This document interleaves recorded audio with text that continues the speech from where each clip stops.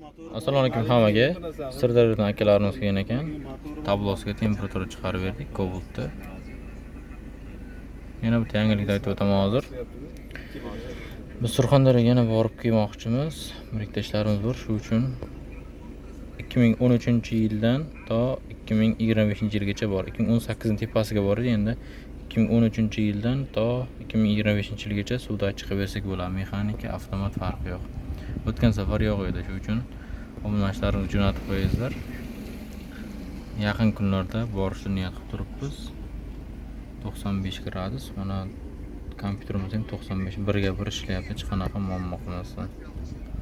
Mana asas to'liq ishlaydi. Qolgan funksiyalari ham hammasi joy-joyida. Faqatgina zavodskiy temperaturani chiqarib berganmiz. Hech qanday o'zgarib ketmaydi, birga bir ishlaydi. Videoni tanishtirib tarqatib qo'yamiz. Tez kunda yo'lga chiqishni niyat qilib turibmiz.